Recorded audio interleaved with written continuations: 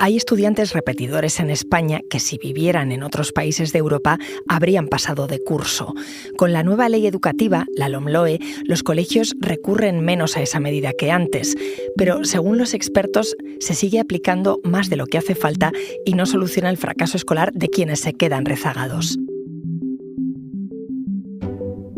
Soy Ana Fuentes. Hoy en El País, ¿sirve de algo repetir curso?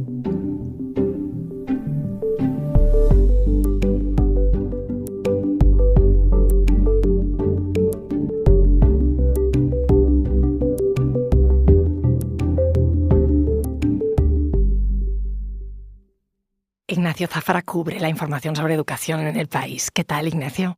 Hola, Ana. Muy bien. Yo recuerdo los años escolares que repetir era esa sombra que perseguía a algunos alumnos, sobre todo a los que sacaban peores notas.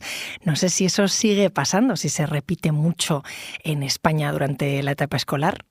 Pues la verdad es que sí que se repite mucho, Ana. Hemos reducido las tasas. Este año están en mínimos históricos en el caso de la educación primaria, pero seguimos estando por encima de prácticamente todos los países de la Unión Europea, donde de hecho en buena parte de ellos apenas se repite.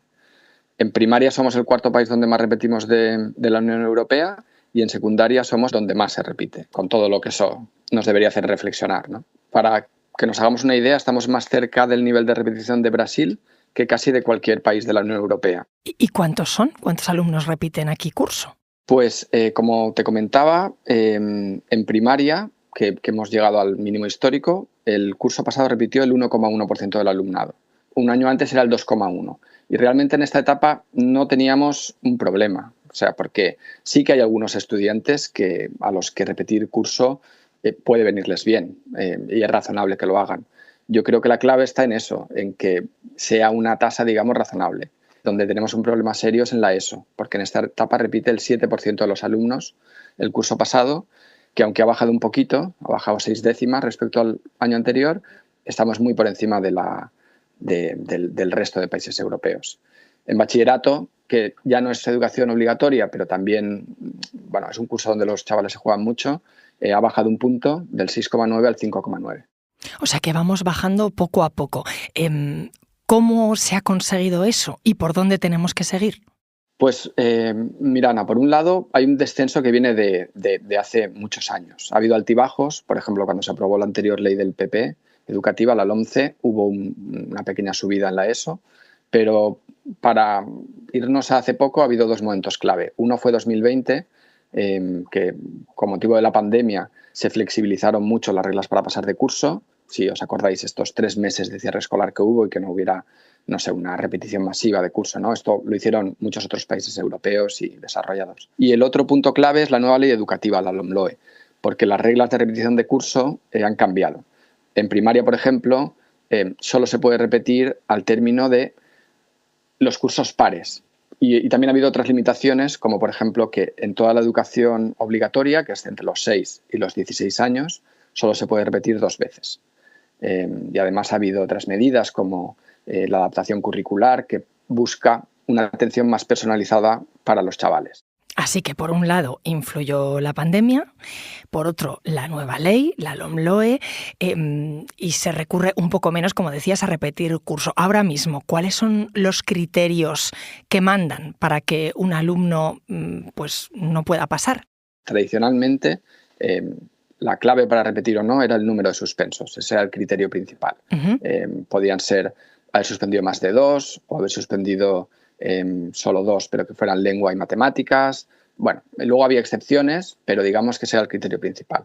Con la LOMLOE lo que se hace es que la repetición pasa a ser una decisión excepcional y esa decisión ya no está sujeta a que haya un número de asignaturas suspensas concretas, sino a que el equipo de profesores, en conjunto, decida que va a ser mejor para la trayectoria educativa del estudiante.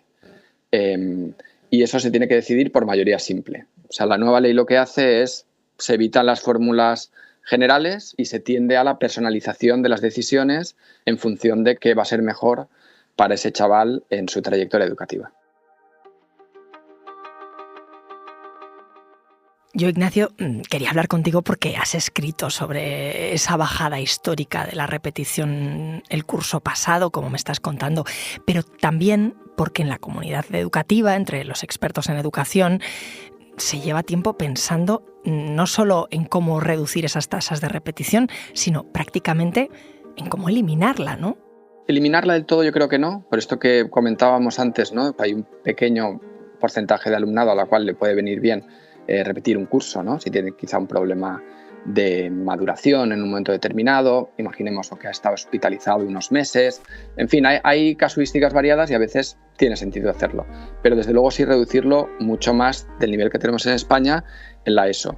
Mira, según los últimos datos del informe PISA, que se publicó en diciembre, en España a los 15 años ha repetido el 21,7% de los chavales, al menos una vez. Mientras que, por citar algunos países que están por encima nuestro en el informe PISA, en Estonia, en Irlanda, en Reino Unido, en Dinamarca o en Finlandia, ese porcentaje no llega en ningún caso al 4%. Nosotros más que duplicamos la media de los países desarrollados. Y en realidad, entre los expertos hay un consenso bastante amplio sobre que hay que limitar mucho la repetición. Eso es lo que defienden organismos como la OCDE. Es que es increíble, ¿no?, que a los 15 años más de 1 de cada 5 chavales haya repetido por lo menos una vez. Sí, es tremendo. Y sobre todo teniendo en cuenta que, por ejemplo, hay una institución en Reino Unido que se dedica a investigación educativa y este organismo, digamos que tiene un servicio que se llama Caja de Herramientas, que ordena las intervenciones educativas por su eficacia, calculó que de las 35 intervenciones analizadas, la menos eficaz, con efectos además negativos en general sobre el aprendizaje y el abandono escolar temprano, era precisamente la repetición de curso. ¿Qué te dicen a ti los expertos? ¿Por qué es tan ineficaz? Pues yo creo que es como casi siempre, y más en educación, el resultado de múltiples motivos. Yo creo que por un lado es una medida que no motiva al alumnado, para empezar, porque cuando un estudiante sabe que ya ha repetido curso, sabe que haga lo que haga, aunque no toque un libro, va a pasar de curso el año siguiente. Porque ni siquiera con la legislación anterior, yo creo que nunca se ha contemplado la posibilidad de hacer repetir por tercera vez de curso a un alumno. Por otro lado, se ha comentado muchas veces, ¿no? Separar a un estudiante de su grupo de edad, de sus amigos, ponerle a él solo con niños más pequeños, tampoco suele ser beneficioso, aunque, como decíamos antes, hay excepciones, ¿no? Claro. Y luego, porque, bueno, yo creo que en general, y es una práctica que se ha hecho en España tradicionalmente, cuando se hace repetir a un chaval de curso, lo que se le hace es volver a estudiar los mismos temarios de la misma manera más o menos que la vez anterior, sin tomar ninguna medida adicional. Y eso tampoco suele dar buenos resultados. ¿Cuesta dinero la repetición de curso de un estudiante al Estado? Pues cuesta mucho dinero, Ana. Ese es otro de los elementos que hacen cuestionar esta medida. Se calcula que son más de 1.400 millones de euros al año lo que cuesta, porque piensa que un chaval que estaría en principio 10 años en la educación obligatoria puede estar 12 o incluso más. O estar 10, pero salir sin el graduado de la ESO, porque no aprueba el último curso, que eso también tiene, digamos, un coste para el país. Uh-huh. Y si se invirtieran en educación, ¿en qué se podrían gastar esos más de 1.400 millones de euros? Pues un informe de Save the Children, que publicó recientemente, calculó que con ese dinero se podría dar refuerzo extraescolar a 2,2 millones de estudiantes en grupos pequeños, es decir, casi a la mitad de todo el alumnado de primaria y de la ESO. O contratar a 44.700 docentes extra para hacer desdobles o extender, por ejemplo, la fórmula de la codocencia, que es esto de que haya 2 profesores juntos trabajando en la misma clase.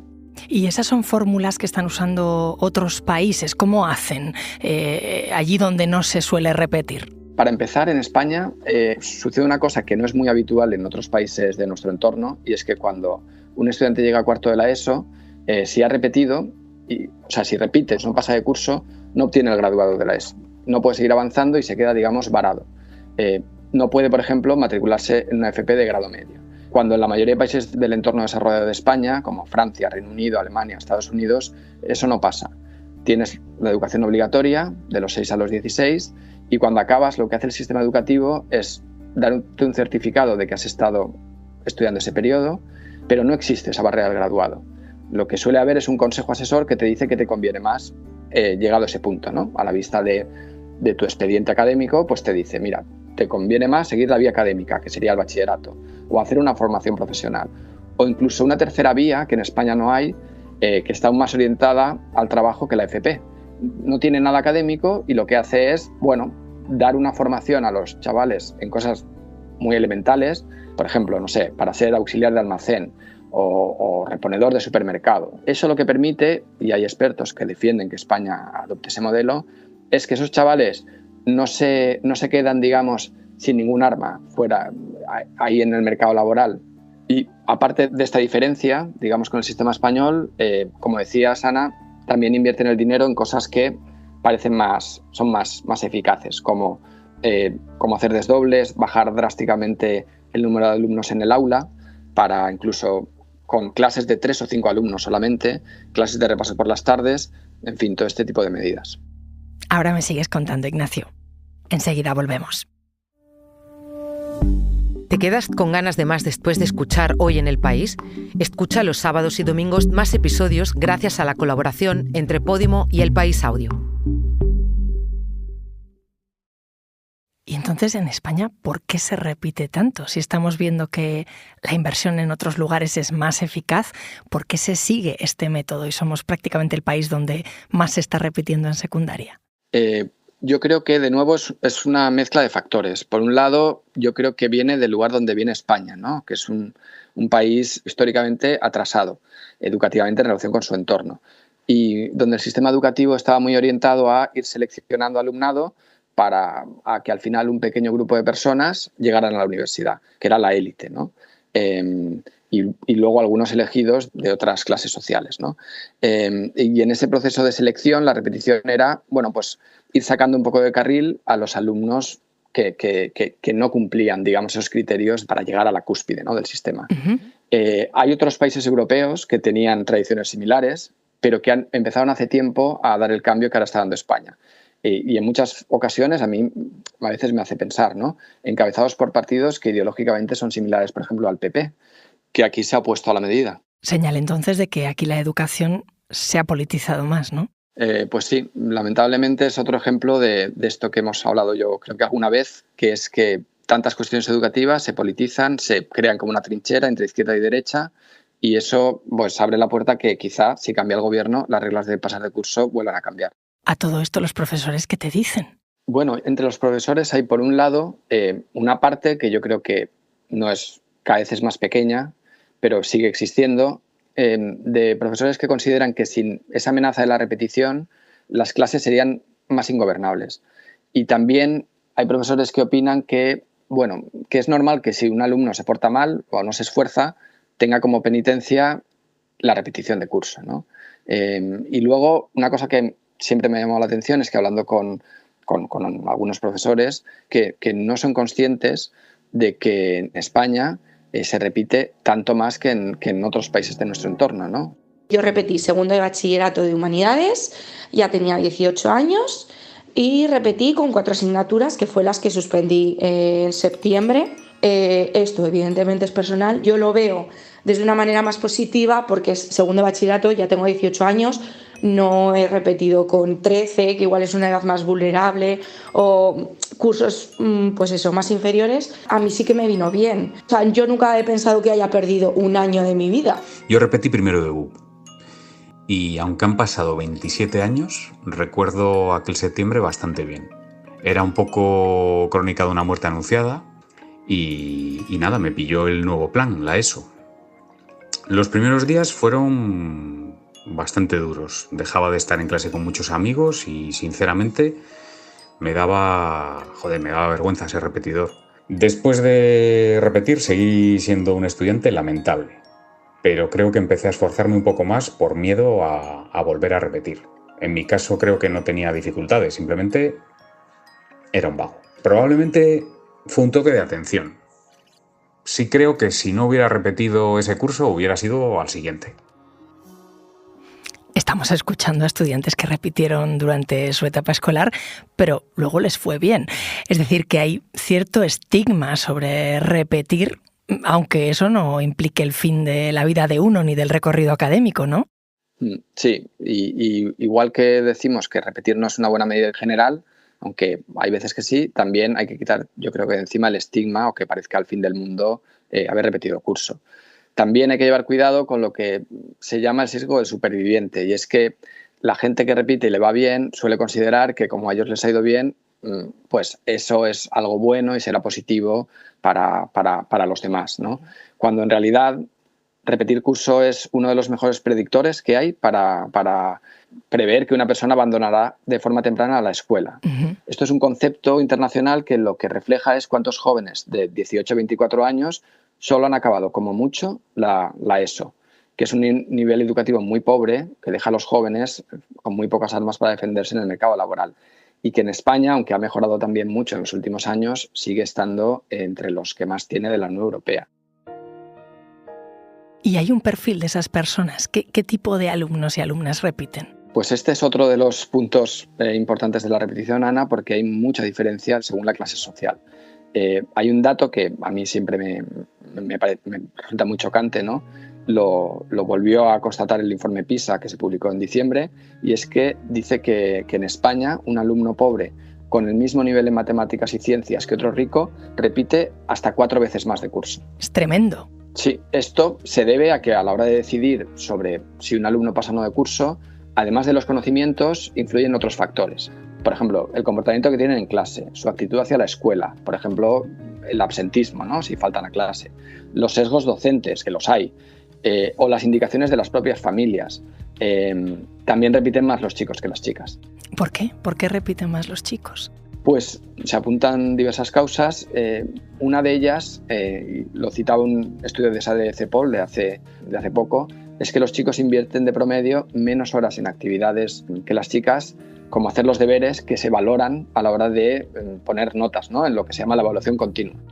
¿Entre tipos de centro también hay diferencias? Pues sí, y son bastante tremendas. Los estudiantes de la pública, por ejemplo, repiten curso 3 veces más que los de la privada. Son datos del curso pasado, para la ESO y bachillerato. Y esto vuelve a demostrar, por un lado, que el nivel socioeconómico del alumnado influye de forma decisiva en sus notas, porque la pública acoge a la gran mayoría del alumnado socialmente desfavorecido. Y también apunta al hecho, que es un poco delicado, pero que, bueno, al menos el profesorado de la pública lo tiene muy claro, de que el alumnado de la escuela concertada, y todavía más en la privada no concertada, no subvencionada, o mejor dicho, sus familias son también, en cierta forma, clientes, ¿no? Sobre todo sus familias. Y esto es importante en un contexto de fuerte caída de estudiantes como el que venimos viviendo. Y luego, bueno, también son conocidas otras prácticas, yo creo que se dan sobre todo en ciertos centros privados, que consisten en invitar al alumnado que quizá no tiene un alto rendimiento educativo a marcharse por miedo a que baje el nivel general del colegio, por ejemplo, en las pruebas de selectividad, ¿no? En todo esto que luego se utiliza para elaborar rankings de los mejores centros de tal, ¿no? Pero bueno, se dejan a los chavales desfavorecidos por el camino. Y al final, si los expertos están diciendo que no funciona, si hay datos, si hay contraejemplos en el resto de Europa, ¿por qué se sigue repitiendo tanto en España? Hay una parte crítica, digamos, que decíamos antes que de prevención que pueden tener razón. Es decir, no basta con dejar pasar a los alumnos de curso, habrá que poner las medidas para compensarlos. Y luego creo que también es un tema que está muy arraigado en una parte del profesorado y también de las familias. Esta idea de que si se reduce mucho la repetición, se van a regalar los aprobados, ¿no? Este tipo de comentarios. En la escuela es un sitio, digamos, por el que todos hemos pasado.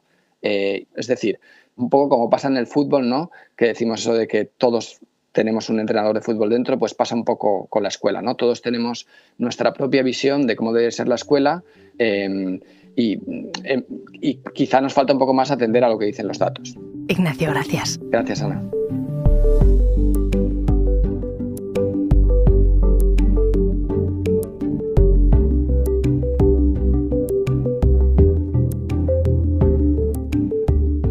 Este episodio lo ha realizado Belén Remacha. El diseño de sonido es de Camilo Iriarte. La edición es de Ana Rivera y la dirección de Silvia Cruz La Peña. Yo soy Ana Fuentes y esto ha sido Hoy en el País. Mañana volvemos con más historias. Gracias por escuchar.